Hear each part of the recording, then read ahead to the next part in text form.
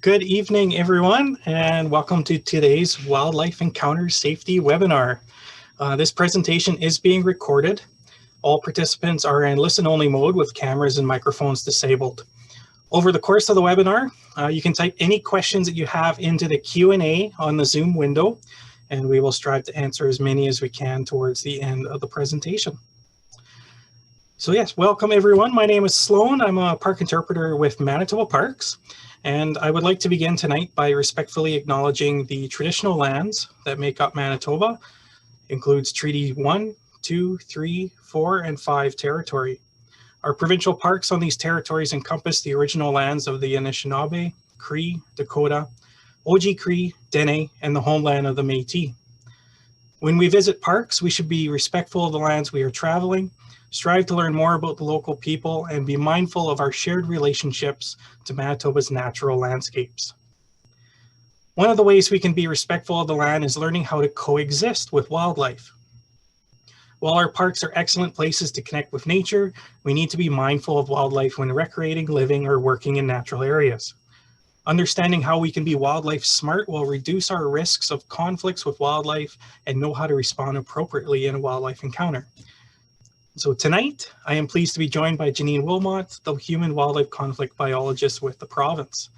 She helps to deliver Manitoba's Wildlife Smart program, which promotes the coexistence of people and wildlife in Manitoba. And with that, I'm going to pass it off right to Janine. So welcome and thank you for speaking with us tonight. Thanks, Sloan, and thanks so much to you and to Manitoba Parks for arranging today's webinar. Welcome to everyone, and thank you so much for joining us. I know everyone's really busy during the summer, and I'm sure there's lots of other fun things you could be doing, so thanks for taking time out of your busy schedule to be here today. I really hope that you'll find the information in this presentation to be both interesting and helpful. So let's start off with wildlife encounter safety. If my computer will cooperate. There we go. So what are we going to learn today? We are going to learn why there are dangerous encounters with wildlife, how we can reduce the risk of dangerous encounters with wildlife, and how to respond appropriately when we encounter wildlife. So why do we have dangerous encounters with wildlife? Basically, this is a combination of animal biology and people and animals being brought into closer proximity to each other. So in terms of animal biology, animals have various needs that have to be met to ensure their survival. They all need food. All animals need to eat to live. People are animals and can potentially be considered as prey by other animals, so we don't often like to think about that. Animals can be motivated to protect themselves and their resources if they perceive a threat, such as to their self, their young, their mates, or other members of their family group, possibly to their food or their territory. In terms of being brought into closer proximity, dangerous encounters can arise under those conditions. And there are four main situations that tend to bring people into closer proximity with wildlife. So a lack of awareness is one type of situation. So if an animal is unaware of your approach, it won't have an opportunity to avoid encountering you. And surprising an animal at close range can be threatening to it. Attractants are potential resources that are attractive to an animal for potential food, water, or shelter, or potentially mating. They are often drawn to investigate these resources and are more likely to encounter people when these attractants are in human-developed areas. Habituation is another possibility. A habituated animal is one that has had a loss of its avoidance or escape response to the presence of people. So it's becoming increasingly comfortable being in and around people, often as a result of frequent encounters with people that are either benign or positive, such as through receiving a food reward. And food conditioned is wildlife that has been attracted to human foods or garbage because prior food rewards have given it positive reinforcement for that behavior. So over time, the animal will become increasingly bold in its quest for more human-based food sources. Where are we at risk for a dangerous wildlife encounter? The short answer is that we can be at risk of a dangerous wildlife encounter anywhere. Urban areas, rural areas, on roadways, in landfills, and in wilderness areas, wildlife can be found anywhere. The truth is that we share our environment with a wide array of other species. And today's society values the presence of wildlife, which is a good thing. So we need to learn coexistence and how to prevent and manage our encounters with wildlife. However, we do need to keep in mind that there are varying degrees of risk. So in general, the less human development or the less activity in an area, the greater the risk of a dangerous wildlife encounter. What wildlife species are potentially dangerous? Be aware that any species of wild animal can potentially be dangerous to people. Many have been known to attack people in the past. Animals such as the Canada goose, the beaver, the deer, and raccoon have all been known to attack people. A few years back, a woman in Manitoba was attacked by a white-tailed deer. The deer seriously wounded the woman's thigh with its hooves and narrowly missed severing her femoral artery. So this attack could have been fatal. Never assume that an animal it does not present a risk. Always err on the side of caution. However, while any animal could potentially attack, the larger the animal, the greater the risk of more serious injury. So today we're going to focus on encounters with some of the larger mammals in Manitoba, particularly those that pose the greatest risk of harm or that are encountered most frequently or that people tend to fear. So let's jump right into how to respond in an encounter.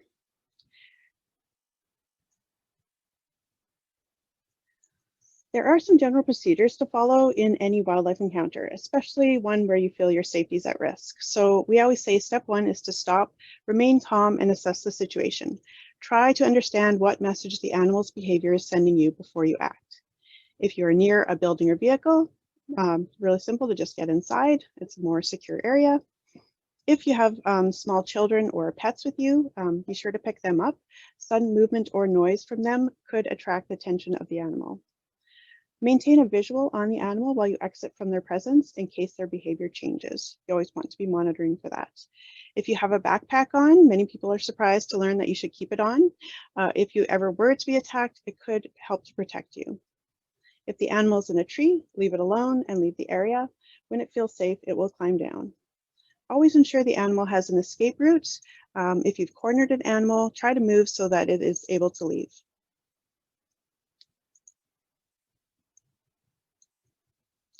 There are also some things you don't want to do in an encounter with wildlife. So you want to make sure that you never approach or crowd an animal, even if it's not showing any signs of stress. If you do choose to approach it, you should be prepared to defend yourself. You never want to feed wildlife. Don't drop your pack or throw food to try and distract the animal. This provides it with a food reward, and that would encourage the animal to approach other people in the future. So really avoid feeding. Avoid running, particularly in encounters with predators. You don't want to run unless reaching safety is extremely close, like mere meters away, and you have a really easy time to get to it. Fleeing a predator could trigger a chase response. Also in predator encounters, you never want to turn your back on the animal while you're leaving the area. This could trigger an attack, particularly with cougars. If the animal is unaware of you, move away quietly when it's not looking towards you. Keep your eye on the animal, but avoid direct eye contact, which they could perceive as a threat. Don't crouch down in an encounter with a predator, as you tend to look more like prey under that situation. If the animal is aware of you, you want to respond appropriately based on what species it is that you've encountered and its behavior. So let's learn a bit about some of the wildlife you might encounter in Manitoba and how you would respond appropriately. So here we have some examples from the deer family, the white-tailed deer, moose, and elk. These are animals that are frequently encountered by people in Manitoba. With the deer family, breeding occurs in the fall and young are born in the spring. Females will be more protective of their young in the spring, and the males will be more aggressive during the fall rut. So your risk of a negative encounter with these animals increases at those times. You want to make sure you never approach the young of these animals. If you find one and worry that it potentially might be orphaned, know that that is very unlikely. But if you're at all concerned, please contact a conservation officer. They can assess the situation and respond appropriately. Deer and elk will initially leave their young for hours at a time while they browse, and human scent on their young could cause it to be abandoned. All these animals have been known to charge people and to cause injury with their hooves or antlers. Most encounters with these animals are very benign. They typically leave the area when they encounter people, but if you do encounter them, try and keep a good distance, try and stay back at least 30 meters, which is about 3 school bus lengths. If the animal shows any defensive behavior, which would be signs of agitation, that likely indicates that you're too close. So signs of agitation could include foot stomping, snorting, thrashing bushes with their antlers. As well, moose are also known to charge without any warning at all. So your response when you encounter these animals is to slowly and quietly move away from the animal while keeping an eye on it to see if its behavior changes. Try to put obstacles between you and the animal to block any potential charge. In the unlikely event that you ever were attacked, you would want to try and stay upright. You're at greater risk of serious injury if you're down on the ground. Cover your head with your arms and try and move to shelter. You could also use your bear deterrent spray if the animal's approached within range. It can be effective on all mammals.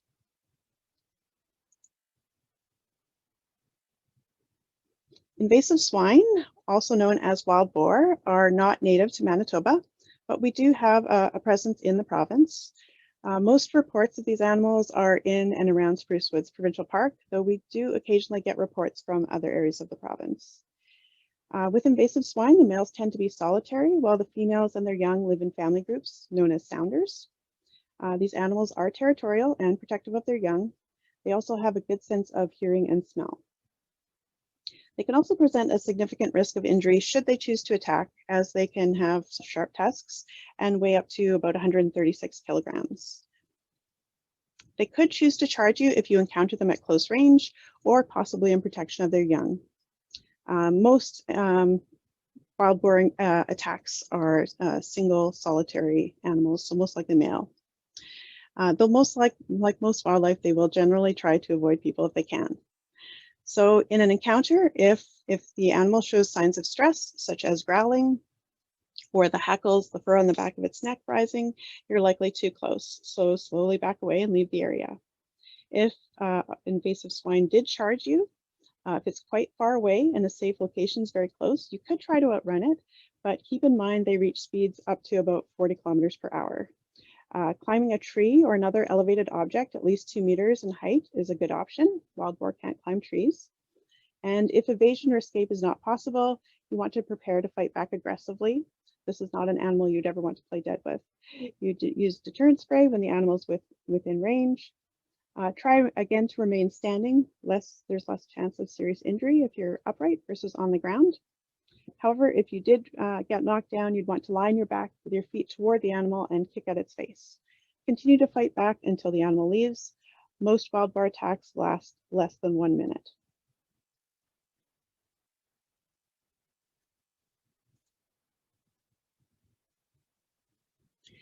Manitoba has an abundant coyote population. We don't have a population estimate, but approximately 3,000 to 8,000 coyotes are harvested annually by trappers, and they still remain abundant. These are much smaller animals than wolves. They're generally around that 30 to 35 pound range when they're adults. They're found throughout southern and central Manitoba, as far north as Thompson. Coyotes are curious but timid animals that will generally run off when threatened.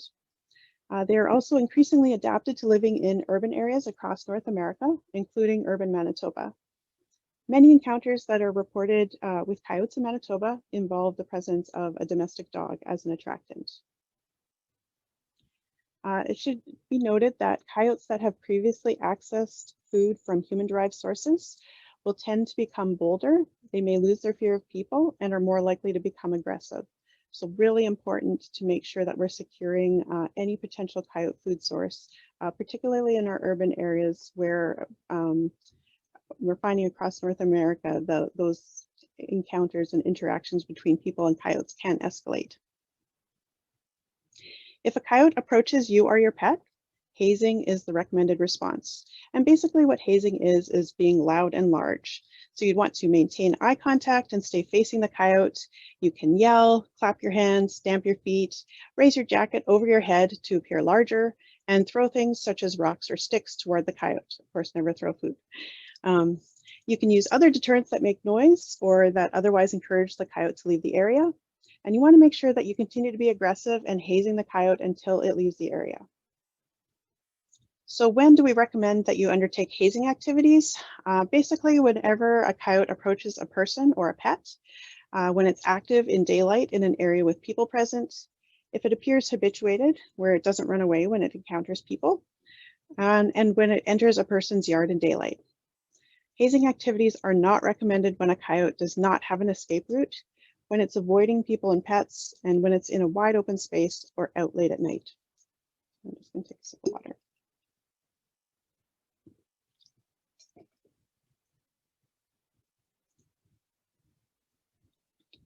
Manitoba is also home to about 4,000 gray wolves. The males of wolves average about 30 to 60 kilograms, and females are about 20% smaller. These animals prefer forested habitat and are typically more active at night. They're well adapted to preying on large mammals such as deer and moose, and will also eat other small animals and scavenge on carrion. Wolves can run for long periods of time and reach speeds up to about 65 kilometers an hour. And wolves, again, like most wildlife, will try to avoid encountering people. One 2007 research study found that if wolves became aware of the presence of people, they would consistently move away immediately or soon after becoming aware of the approaching person. And the average distance at which the wolves moved away in the study was about 100 meters. So we generally recommend 100 meters as a good minimum distance to try and maintain from wolves. In a wolf encounter where the wolf is aware of your presence, remember to respond based on its behavior. If you find that it is cantering off, but periodically stopping to look back at you, it's trying to put distance between you and itself. So wait for it to leave and try to slowly leave the area in a different direction. If a wolf feels that you pose a threat, it could display defensive behaviors. And these are typically observed when a person or a person and their dog approaches a den, a rendezvous site, or a kill site, when pups are nearby, or if a wolf feels cornered. And defensive behaviors might include growling, barking, or snarling, and the animal again may have its hackles raised. If a wolf displays defensive behaviors, reassure it that you're not a threat. So slowly wave your arms over your head and speak to it calmly while you back away from the area. A wolf that has become habituated or food conditioned may display testing behaviors towards a person it encounters. And testing could include moving about to observe the person from different locations. It might approach at a slow walk, or take a couple bounds toward the person. If a wolf approaches you in this manner, or if it stalks or follows you, you want to haze the animal to ensure it associates people with being a threat, and continue to haze the wolf until it leaves the area. If a wolf were to attack, you would want to fight back aggressively. Use any weapon available, including sticks or rocks. Strike at the animal's eyes and nose. If you're able to climb a nearby tree, this can also be effective in escaping a wolf attack, as they are unable to climb up after you. And again, you want to climb up at least 2 meters off the ground. While still very rare, there is a growing presence of cougars in the province, and it's currently thought that Manitoba might be on the cusp of an established breeding population of cougars. Cougars are a solitary large mammal predator. They primarily eat deer, but will also eat smaller animals. They're very adept tree climbers, and they prefer to stalk their prey using cover and rely on the element of surprise and a short and intense burst of energy to secure their prey. In areas where they are more abundant, cougars have been known to attack people. So in a cougar encounter, it's particularly important not to turn your back on the animal because this could trigger an attack. A cougar that feels you pose a potential threat could display defensive behaviors such as growling or hissing. In this case, you want to move away slowly and calmly. A cougar that stares intensely and then follows and hides is assessing the success of an attack. So because a cougar's preferred hunting method is to launch a surprise attack from the rear, you're probably not likely to see any of its predatory behaviors. But if you did, these might include stalking and hiding, its tail twitching, its body low to the ground, and its rear legs pumping. Your response would be to maintain eye contact and again, use hazing techniques. Be loud and large. Convince the cougar that you are not easy prey. In a cougar attack, after an initial strike of the cougar's paws on its prey, it will shift to grasp with its teeth, particularly if it meets no resistance. So being really aggressive at this point makes it more likely that the cougar will break off its attack. And in a cougar attack, always fight back.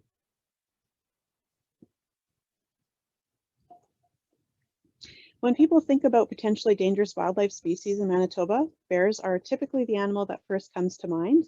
Manitoba has 3 species of bears in the province: polar bears and barren ground grizzly bears found in the far northern areas of Manitoba.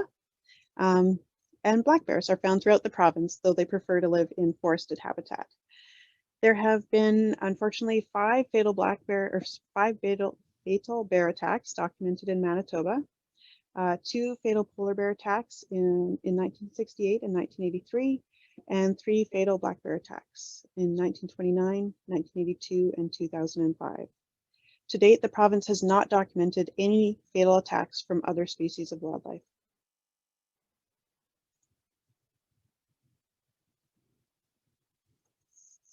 So for bear encounters, in a polar bear encounter, where the bear is aware of your presence, the bear may display behaviors that indicate it is curious, defensive, or predatory.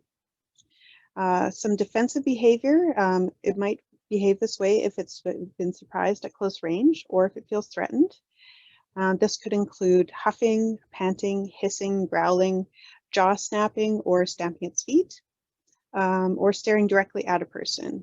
Your response is to move away slowly and calmly back the way you came.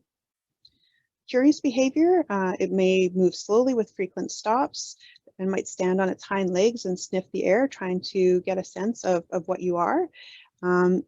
It might circle downwind and approach from behind to try and again catch your scent. And in this situation, you would want to stand your ground and make noise to discourage it from approaching.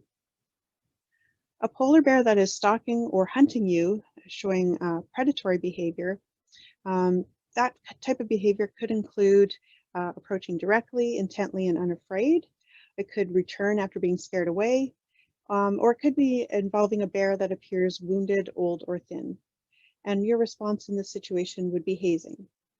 To haze a polar bear, where possible, it's best to use artificial noises, such as a whistle, air horn, or rattler, rather than the human voice, which could sound similar to their prey.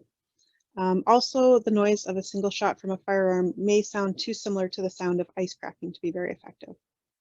If you were ever attacked by a polar bear, regardless of what type of behavior it showed ahead of time, you would always want to fight back.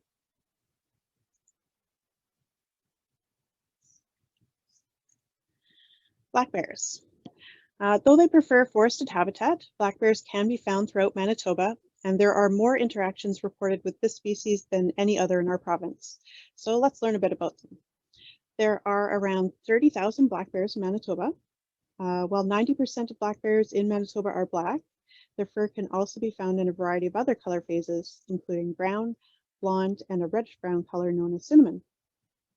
Black bears have an excellent sense of smell, with 100 times the nasal mucosa of humans, 7 times the smelling capability of a bloodhound, and they can smell potential food up to about 8 kilometers away. They're superior climbers, strong swimmers, and when running can reach speeds up to about 50 kilometers per hour. And they can easily outclimb, outrun, and outswim people. And despite popular belief, they can also run equally well uphill and downhill.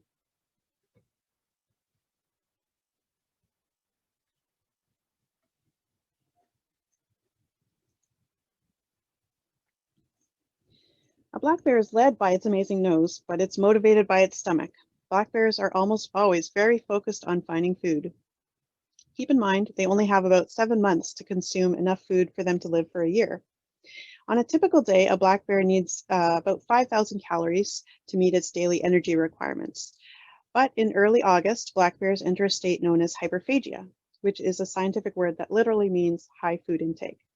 So during hyperphagia, calorie intake increases from about 5,000 to more than 20,000 calories of energy a day in order to build up their fat reserves to make it through hibernation and for a short time after they leave the den in the spring. This amount of energy relates to 5 kilograms of nuts or 36 kilograms of wild fruit.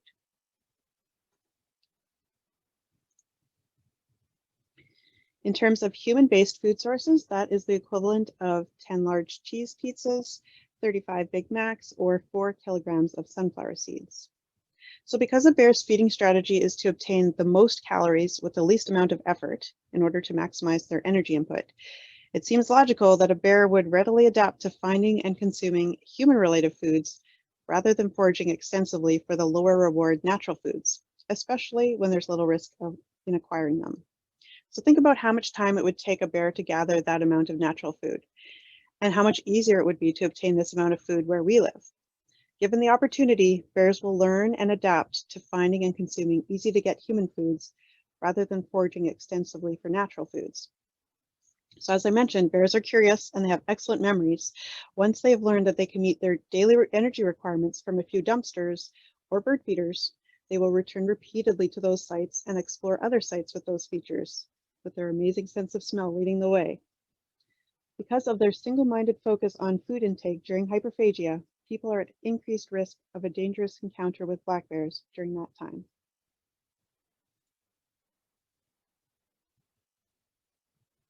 The province receives more reports from the public about interactions with black bears than with any other species of wildlife. On average, about 1,500 reports are made annually. About 30% of these reports are sightings, and about 70% involve nuisance behaviors, such as getting into garbage or bird feeders, and less than 1% would be considered dangerous encounters. When a black bear responds to the presence of people by remaining in the area, it may exhibit 3 different types of behavior: defensive, non-defensive, or predatory. Defensive behavior, when it senses a threat to itself, its cubs, or its food source, it will potentially display signs of stress such as huffing, popping of its jaws, pacing, swinging of the head, or excessive salivation. This could escalate to stopping the ground or a tree, or to a bluff charge, stopping short of making contact with a person. The response in this situation is to avoid being seen as a threat, talk to the bear in a low, calm voice, and slowly back away. If it charges and makes contact with you, this is when you would lay face down on the ground and play dead. A non-defensive bear will show little signs of stress. It may approach because it's curious, because it's used to being around people or habituated. It might be after your food. It might be wanting passage to get by or to assert dominance. In the rarest case, it could be predatory. If a bear approaches in this manner, you want to talk to the bear in a firm voice, prepare to use your deterrent spray, and calmly try to move out of its way. If it follows you, you should treat it as a predatory bear. A predatory bear's approach is most often deliberate and silent. This behavior is the type you should be most concerned with. The bear will be intensely focused on the person it considers its prey. Your goal in this type of encounter is to convince the bear that you're not easy prey. If it continues to follow you, stop and stand your ground, make direct eye contact, act aggressively, be loud and large, deploy noisemakers, and your bear deterrent spray if it approaches within range. If it attacks you, fight back. Strike for the bear's eyes and nose where it is most vulnerable. Grizzly bear behaviors and human responses to them are the same as for black bears. Just be aware that grizzly bears are much more likely to attack when surprised at close range or in defense of their cubs, whereas black bears are more likely to leave the area in those situations.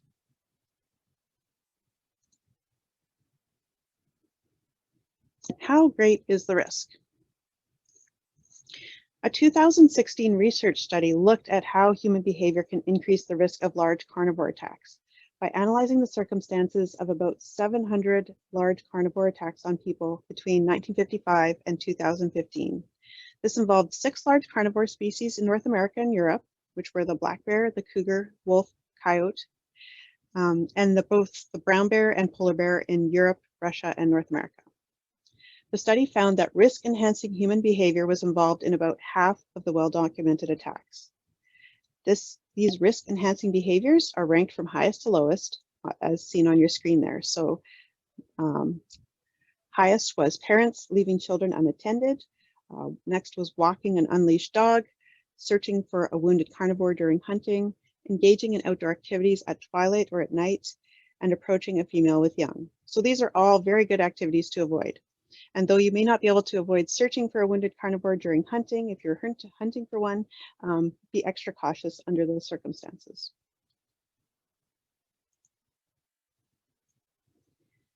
A 2013 study identified similar risky behaviors that increase the risk of wild boar attacks. And these were, again, as listed on the screen, traveling alone and on foot through undeveloped areas, especially with dense vegetation, walking with a dog, threatening or chasing a wild pig, approaching a wounded pig, approaching or attempting to feed or pat a wild pig, or blocking the path of a moving pig. Again, all very good activities to avoid.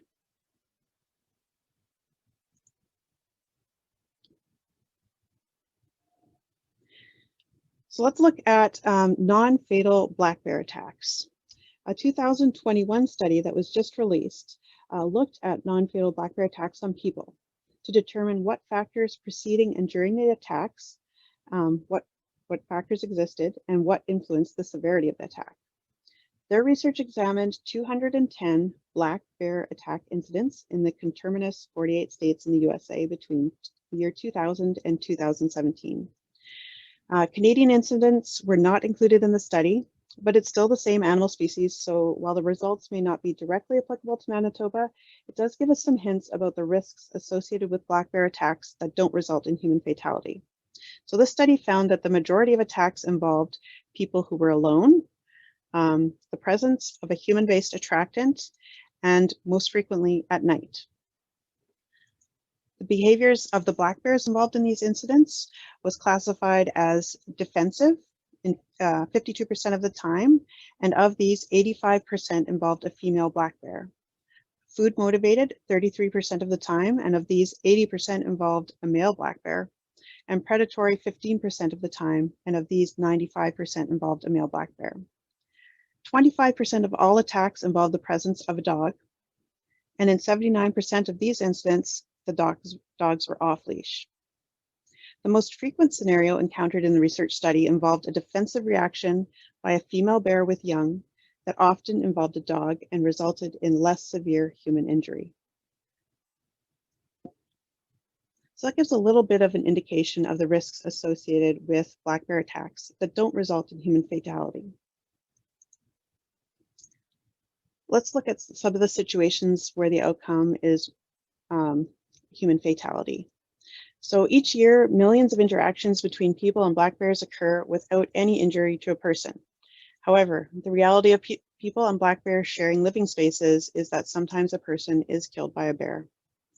A 2011 research study analyzed the records of all fatal attacks by black bears that occurred in North America from 1900 to 2009 to determine management implications and how these fatal attacks can be avoided. Manitoba's recommendations are in large part based on the recommendations that originated from this study. So key findings from this research were that the majority of fatal attacks involved groups of just one or two people. They occurred during the daytime, in backcountry locations, and involved male bears, and mostly adult male bears. The behaviors of the bears were classified as mostly predatory, so 3/4 of them were predatory, where the bear perceived a person to be prey, and 1/4 defensive, where the person was perceived to be a threat. It's also noteworthy that bear deterrent spray was not used as a defense during any of these fatal attacks. And fatal attacks have occurred in every month between April and November, but occur most frequently in August. And you'll recall that it's during August that black bears enter the state of hyperphagia. And that's also a time of year when people are still quite active on the landscape as well. So the map on the left was originally developed using data from the 2011 research study, and it's been updated since that time to include more recent human fatalities that have occurred. So between 1900 and 2019, black bears caused 72 human fatalities in North America. In Manitoba, our 10-year average for reported black bear attacks where human injuries result is less than 1 per year, and our last fatality was in August of 2005.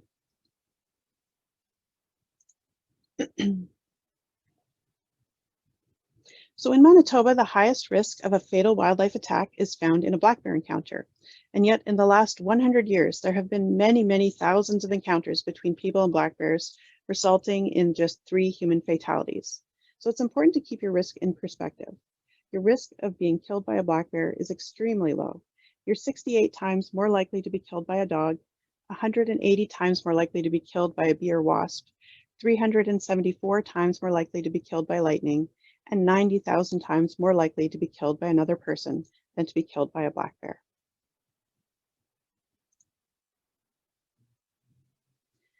Although the risk of wildlife attacks causing serious injury or death are quite low, there are things people can do to lower their risks even further. So remember, the encounter between people and wildlife that has the best outcome for both is one that has been avoided. So how can we reduce our risk? As I mentioned earlier, most dangerous encounters between people and wildlife result from a combination of animal biology and from people and wildlife being brought into closer proximity to each other. While we can't change animal biology, there are ways we can reduce the likelihood of people and wildlife encountering each other in close proximity. So for each risk factor identified here, there are steps you can take to reduce the associated risk. A lack of awareness. In most cases, if an animal is aware of your presence, it will try to avoid encountering you. So make noise so you can give it an opportunity to avoid you. Also, for you to be aware that an animal could be nearby, you need to be aware of your surroundings and actively looking for signs of their presence and areas to avoid where they are likely to be found. Attractants. While attractants can be anything that wildlife find interesting, most often attractants are potential food sources. So by securing any items that potentially smell like food, animals are much less likely to approach or spend time in the area. Habituation. Repeated exposure to human presence can lead to wildlife becoming habituated. By keeping an appropriate distance from wildlife and hazing them when it's appropriate, we can reduce their chances of becoming habituated. With food conditioning, wildlife that obtains food rewards from human-based food sources will become food conditioned and become more bold and aggressive in attempting to obtain additional food rewards from people. For this reason, it's very important to ensure they don't access human-based food sources in the first place. And areas and times of increased wildlife activity, animals are more likely to be encountered in areas with abundant food sources, and many predatory animals tend to be more active at night. So by avoiding areas of abundant natural food and avoiding nighttime activities in wilderness areas, we can reduce our risk of encounters. So let's look at each of these a bit more closely. To reduce your risk of encountering wildlife, particularly at close range, make noise, recreate in pairs or groups, and stick together. Remember, if you have children with you, don't allow them to run ahead or lag behind the group. A group of people are more likely to be talking and making noise than a single individual on their own. The sound of the human voice and even clapping your hands are excellent deterrents for wildlife. Also be aware that on windy days or near running water, animals may have greater difficulty hearing you, so be extra noisy in those situations. As well, cyclists in wilderness areas should be aware that the speed and the silence with which they move along trails puts them at increased risk of a negative encounter. So it's recommended to install and frequently use a bicycle bell or horn to alert wildlife to your presence. Be alert and aware of your surroundings when you're outdoors. Leave your earbuds in your pocket so you can hear what's going on around you. Watch for signs of wildlife activity. This could include tracks, droppings, disturbed anthills or squirrel caches, logs or rocks that have been flipped over, or fresh claw marks in trees. If you smell a foul odor of rotting meat or see scavenger birds congregating in an area, those are likely signs that an animal carcass is nearby. So this is a good area to avoid, as there's a greater likelihood of predators in that area. Some signs will be quite obvious, such as provincially issued signs that are posted to warn people when there's an increased risk of a dangerous wildlife encounter in an area. For your safety, please follow the instructions on the signs. Don't give wildlife a reason to visit your cottage. Don't leave food, drinks, or coolers outside unattended, or store them where they can be accessed by wildlife, such as in a porch or outdoor fridge. Make sure you clean up immediately after finishing a meal outside. Don't leave your food outside unattended. Barbecues, clean after each use, and be sure to clean out the grease trap. And if possible, try and store them in a building. Garbage and compost is best stored in a bear-resistant container, secured building, or electrically fenced area. Make sure to feed pets and store their food indoors. Bird feeders are not recommended for use in cottage country. They are a huge attractant to bears and other wildlife. At a minimum, put these away from April to November.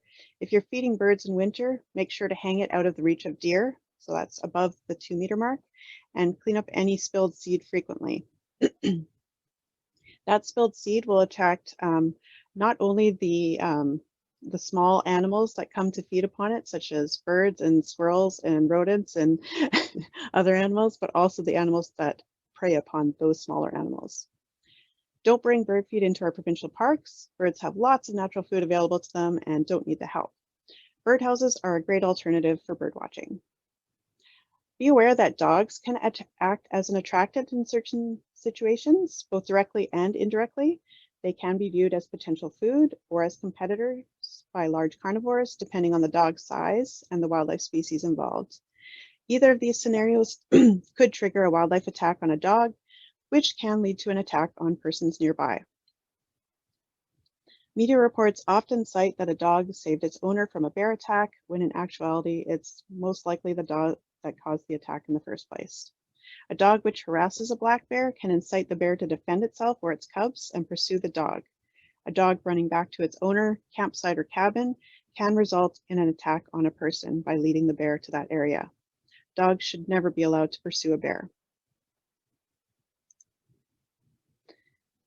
When camping, make sure to never bring food into your tent. Those odors can linger after the food has been removed. Make sure that food, cooking clothes, toiletries, garbage, and other attractants are stored where they're not accessible to wildlife. A good rule of thumb is that if a container can be opened with a crowbar, it's not bear-proof. If you have a vehicle, store attractants inside and out of sight. That's a good option. Don't rely on the tonneau cover to keep bears out. That won't work.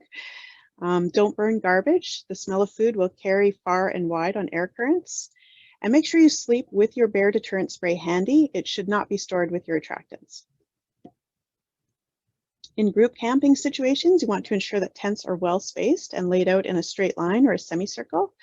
This is so that you're able to see any approaching wildlife, and as well, animals have an easy escape route. In the backcountry, you want to avoid setting up near abundant food sources for wildlife or on obvious animal trails.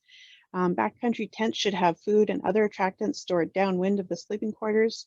Ideally, target a distance of 100 meters, but really as far as you can get it from your sleeping area. Again, dispose of dirty dishwater downwind from your tent. Some campsites in the backcountry are equipped with attractant storage mechanisms. Be sure to use those. And some people feel more comfortable sleeping in a soft-sided tent with electric fencing around the sleeping area, or some other motion detecting alarm or something of that line. When tenting, tenting in polar bear country is strongly discouraged, but if you were to do so, electric fencing would be strongly recommended. It can also be used to secure other attractants, such as if you've been out hunting and you've made a harvest, or other food that can't be otherwise secured.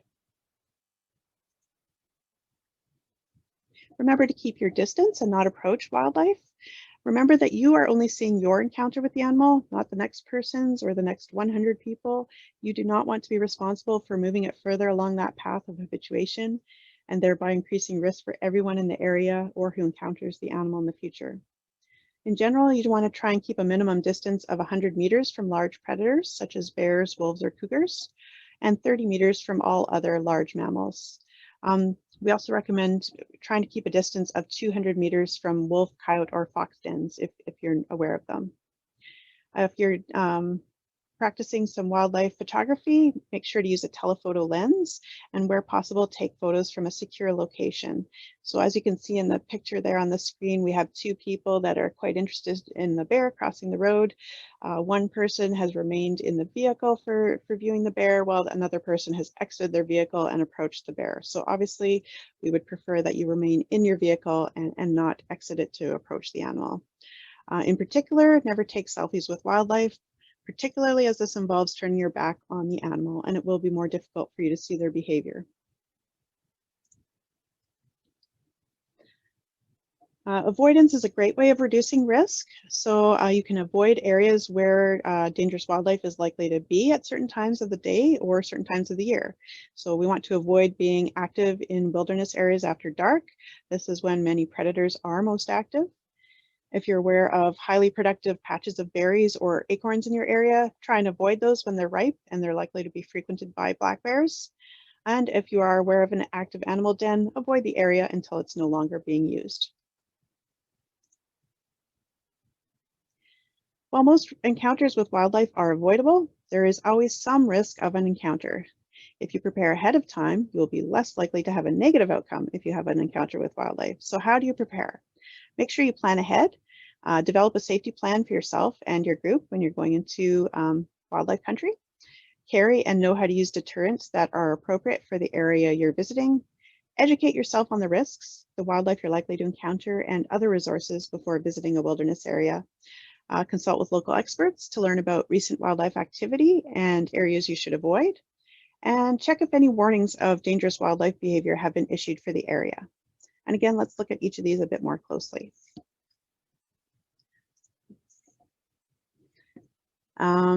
So plan ahead, have a safety plan for all areas. Let someone know when you're leaving and returning, your travel route, and where you'll be staying. Prepare for how you'll prevent and respond to wildlife encounters before you leave. Have a safety kit ready to use. Prepare to store your attractant securely. Familiarize newcomers with the safety plan. And train. Practice using deterrents and responding to mock encounters. If you can't leave your dog at home, ensure you bring a short leash to keep it under control at all times, and avoid wearing or bringing scented toiletries. These can be left at home, and unscented alternatives are often available. Carry deterrents. A deterrent is a tool which is used to discourage undesirable behavior or activity by a wild animal. They can be visual, auditory, or sound-based, physical, or any combination of these. A hiking stick is a very versatile deterrent because it's long and pointy. It can be banged against a tree trunk to make a loud noise, and it can also be used as a weapon as a last resort. Noisemakers are effective deterrents by making wildlife aware of your presence so they can avoid you. Some to consider include air horns, whistles, rattlers, which could be coins or pebbles sealed in a can, bear bangers and launchers used to fire blanks or crackers or screamer shells. We do not recommend bear bells. A weapon such as a knife or other handheld physical deterrents could be a last line of defense in an actual attack situation. So those are a good thing to carry as well. Use a fixed blade knife. The number one item recommended to carry whenever you're in wilderness or remote areas is deterrent spray, also known as bear spray. And a 2006 scientific study on the efficacy of bear deterrent spray in Alaska found that in a sample of bear spray incidents that occurred, of all persons carrying deterrent sprays, 98% were uninjured by bears in close range encounters. So 98% efficacy is an amazing tool. I like to think of carrying bear deterrent spray as being similar to wearing your seatbelt. All of us wear a seatbelt every time we get into a vehicle. And is this because we think we're likely to get into an accident? Of course not. We wear it because if we did get into an accident, it just might save our life. So similarly with deterrent spray, we should carry it where it's easily accessible every time we visit natural or remote areas. And again, is this because we think we're likely to be attacked by a wild animal? Of course not. But in the rare occurrence of a dangerous wildlife encounter, deterrent spray could save your life. One of our Wildlife Smart resources is a booklet that provides helpful information about coexisting with black bears. And it also contains a detailed section on bear deterrent spray that explains what it is, how to purchase it, store it, use it, carry it, all those things. I highly recommend taking a look at the information it contains. Booklets are available in PDF form on the provincial website, as well as in print form from your local district or campground office. So in a nutshell, deterrent spray contains a powerful irritant to an animal's nose, eyes, and respiratory system. So it can cause shortness of breath and temporary loss of vision. The effects are temporary and non-lethal. They could last anywhere from 15 to 45 minutes, which gives you time to leave the area. It's used as a last resort on an approaching animal that must be within the range of the canister of deployment, so typically less than 4 meters.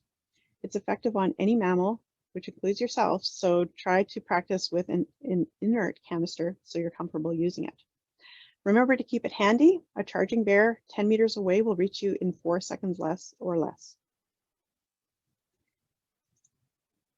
And Alberta has developed an excellent video on how to properly use deterrent spray. It's available on YouTube, and there's also a link to the video on our website. It's only about 7 minutes in length, and it's really well worth the watch. I highly recommend it. We also have some other various educational resources available to learn about coexisting with wildlife. The Wildlife Smart program offers fact sheets, posters, and booklets available online or from your district office. And the Staying Safe in Bear Country video has recently been made freely available on YouTube. It was developed by bear management experts and shows them encountering grizzly and black bears in a variety of different types of encounters and how to respond appropriately in each of those different types of encounters. Again, we have a link to this video on the provincial website. It's only 30 minutes in length and really worth the time to watch it. So as I mentioned, another risk reduction practice is to talk to local experts to learn about recent wildlife activity in any wilderness areas you plan to visit. Check if there's any warnings of dangerous wildlife behavior that have been issued for the area. Talking to a conservation officer in the local district office or park staff in a campground office or interpretive center are great options for this. And provincial parks also post notices online. We also encourage you to report any dangerous encounter with wildlife to a conservation officer. This would include any incident where an animal we discussed today intentionally approached a person. We also encourage you to report any wildlife that appears sick, injured, or orphaned. A conservation officer can assess the situation and determine how it should be resolved. This will help to reduce risk for you, for others in the area, and for anyone who follows in your footsteps. It also helps the province to be able to track and monitor these occurrences so that we can provide the public with the most accurate and helpful information possible. So thank you. This brings you to the end of my presentation, and hopefully I've left enough time that we can take a few questions. Great, thanks Janine. That was really informative. Lots of great information. We've got a few questions that have come in. I've answered a couple of them in the Q&A. If anybody has any more questions, please do continue to type them in. I've marked a few that I figured would be good to ask live. So some of these questions I think you've answered at some point in the presentation, so it might just be good to reiterate some of this. Okay.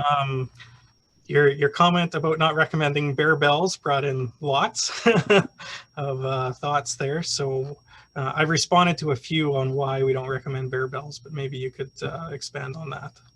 For sure. Well, primarily because they're just not loud enough to really function as for their intended purpose as a deterrent. So better than that, I mean, use the human voice, clap your hands, carry other noisemakers. There's lots of great options out there: whistles, air horns, rattlers.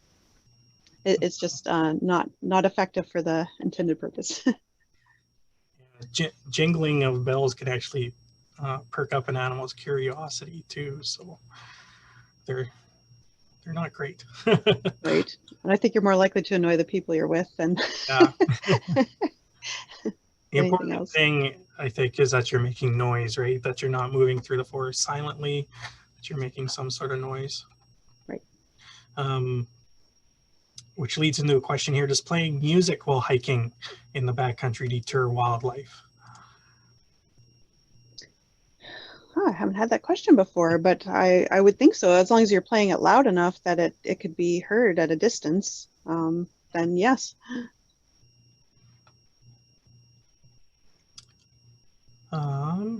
Okay, so a few questions here about what happens if you're on the water, such as in a boat or kayak, and there's a bear on the shoreline. What should you do?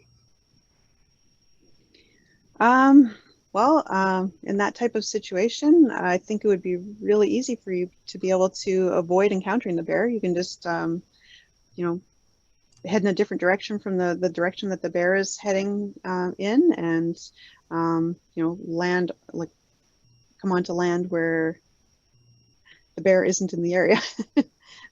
Does that answer the question? Yeah, if the bear's on the shoreline and you're in the water, you're probably in a safe situation. You just want to paddle away or move away, give the bear some distance. Yeah. So these questions were asked at the beginning, so you've definitely answered them, but maybe to reiterate a couple points here. What steps can a person take to deter bears and other wildlife from coming close to residential cottage areas, especially in a drought year like this? Yeah, particularly in a drought year like this, is really, really important to be securing those attractants. So I know uh, a lot of our officers have reported there's still people with bird feeders up in various parts of the province, and that's a really common bear attractant. So it's really important to take those down from April to November. I'm not a fan of them at all any time of year, just because they result in so many issues for people. But particularly when bears are active on the landscape, you want to put those away. They actually do result in some issues for birds as well. There's actually they're finding some issues down in the States right now that disease is being transferred at bird feeders. And it's always a possibility. Whenever wildlife animals are clustered at a feeding source, there's an increased risk of disease transfer for those animals. Because of the drought that we're experiencing here, are bear issues more frequent this year? It seems that a lot of people are noticing more bears and encountering them, and I've seen conservation officers having to deal with some. So is a drought affecting that? Definitely, most interactions between people and black bears, the biggest influence on the numbers of reported interactions that come in is the availability of their natural food sources. So in a drought year where there's less natural food available to them, some parts of the province as well, there was a late frost that impacted the development of some of the berry crops. So again, that further limited their food availability. So we tend to have more interactions reported under those circumstances.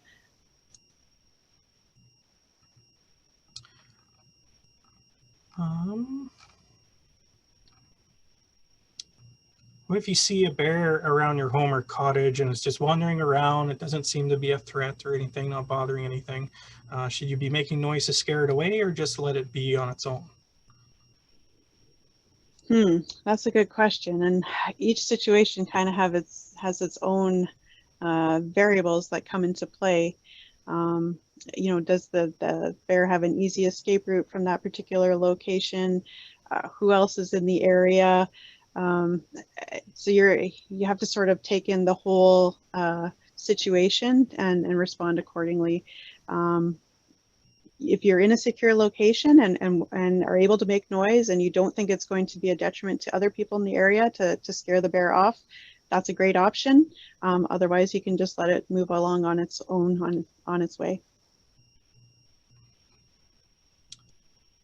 With the amount of food that a bear does need to eat through the year, um, and it's because it is so dry, what's the best way that people can help bears in this dry year?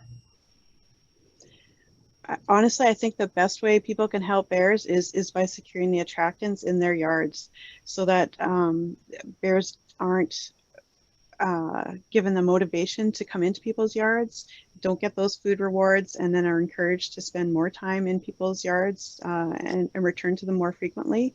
That just increases risk for people as well as for bears. So the number one thing you can do is secure attractants and also try to educate other people, particularly newcomers to bear country.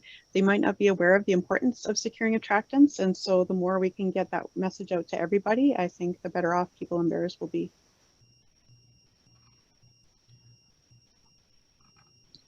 Uh, Bear bangers, are they recommended to be used? I get that question frequently, actually. And what I like to tell people is to use and carry the deterrents that you're most comfortable with. So they can be an effective tool, but you need to be familiar with how to use them properly. You want to make sure that you're deploying them between you and the bear. You don't want to deploy it behind the bear because that would scare the bear towards you. So if you're, comfortable using them, they can be effective. But make sure that you're carrying and using what you have practiced with and you're comfortable using. Yeah, anything like those pen launchers, even bear spray. Right? We always recommend everyone buy a few canisters of it, a few packages of it, and practice using it so you get to know how it operates. And buying the inert canisters of the bear deterrent spray, it's a great option because it doesn't have the active ingredient in it. So you get comfortable with, the stance of holding the canister using both hands, how to remove the safety, how to press it properly. You want to hold it with two hands so that because it exits the canister with such force, it can kick back sometimes. So you can practice with the inert canister, and then you saved your active, effective bear deterrent spray for when you actually need it.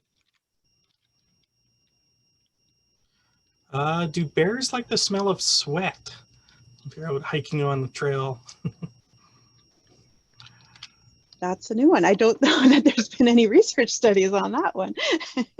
um, I would say that it'd be better to have the natural smell of human sweat than to have artificial smells that could potentially smell like food to bears. So it'd be less attractive than those artificial aromas of scented body products. I'll just ask a couple more here on bears, and there's some other wildlife questions. So what happens to bears that are spotted in campsites? Are they removed immediately? No, they aren't removed immediately.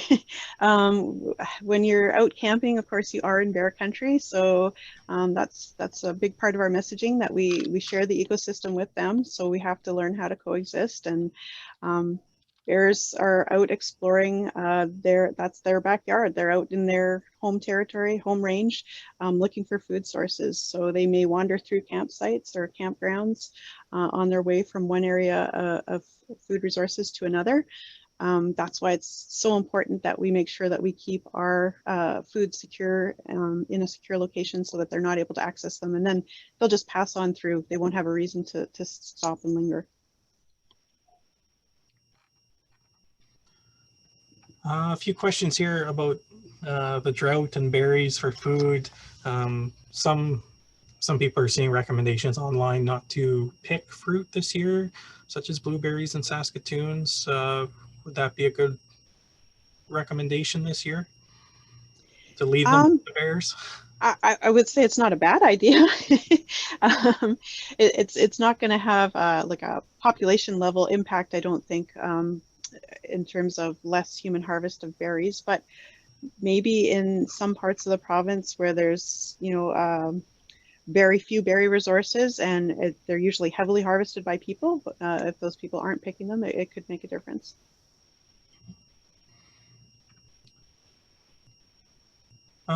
Is there something to deter wildlife other than removing attractants that would cause them to move away from a residential area? Is there any like a bleach on a rag or some sort of scent or deterrent? Yeah, I have heard of people using ammonia soaked rags as a deterrent for bears. It's something that's like it's time limited. You'd have to reapply in order to keep that scent effective. Yeah. The important thing is removing the attractants. Yeah. Okay. Coyotes. This person asked that a lone coyote seems to have claimed their backyard woods territory in the last 7 months. Is it likely to be a threat to our dog or small children? Okay, I'm not sure what they mean by claim their backyard, but coyotes have been known to prey upon people's pets. So definitely, like, we encourage people, if you're letting your pet out in the backyard, for example, to go out with your pet. The presence of a person functions as a deterrent for the coyote. If you're letting them out at night, go out with them, but also turn a light on. They're less likely to come into your yard if it's well lit. In terms of people, there's always risk when there's people and wildlife that are in close proximity to each other. that's kind of the message. So you have to practice all those risk reduction techniques that I've talked about to try and reduce the risk of harm between, from wildlife towards people. There's no guarantees. They do present a very, very low risk. We have not had any documented reports of coyotes injuring people in this province. However, I know the city of Winnipeg has hundreds of reports annually where domestic dogs injure people. So keep in mind it's a very low risk, but it is a risk that exists. Do coyotes leave their pups in the den on their own for long durations? I hear pups crying for long periods of time near my house. Usually there's an adult that remains with the pups, but it's entirely possible that they could could leave it while they're out foraging for food. Coyotes are pretty vocal, so especially the young ones. You can hear them any night of the year. A couple of questions about the wild boars, more so just about how they ended up in Manitoba. Right. So originally they were brought to Manitoba as part of an agricultural diversification initiative. So it was thought that there might be a market for wild boar meat in the agricultural industry. So there was a number of farms. I think there was something like 60 farms maybe at the peak of wild boar production. And so the wild boar that are present, that are free roaming on the landscape now are a result of animals that escaped from those wild boar farms or their descendants.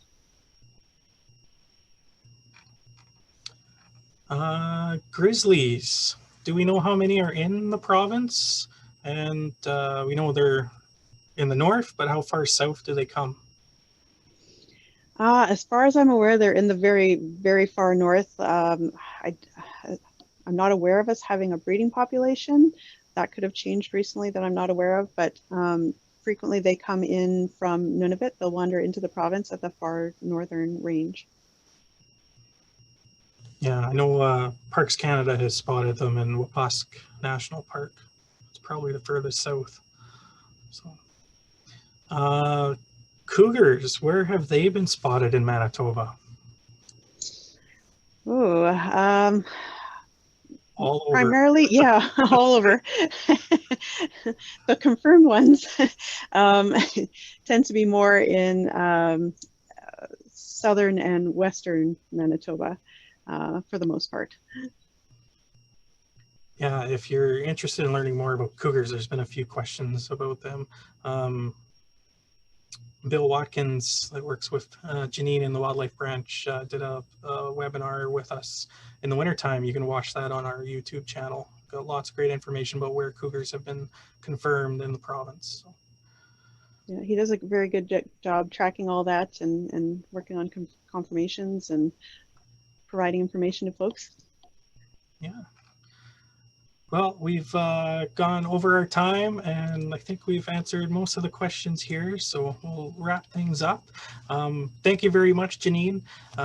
If anyone has any other questions, feel free to reach out to us.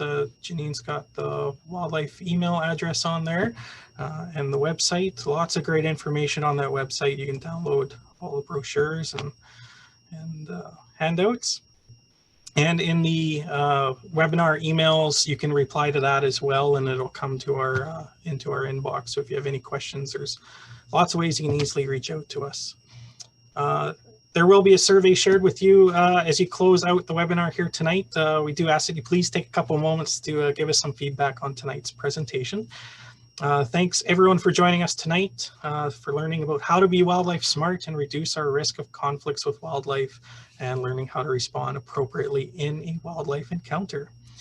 Be sure to look for our other events and interpretive programs in provincial parks. We have lots happening this month in August as the COVID restrictions have loosened. We're getting into guided hikes and getting interpretive centers and things open again. So please do make a point of coming out and learning more.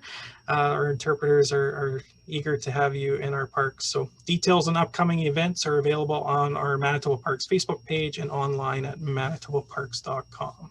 So take care. Thanks again, Janine. That was a great presentation, and I hope everyone has a safe and enjoyable experience outdoors in a park. Good night, everyone. Night.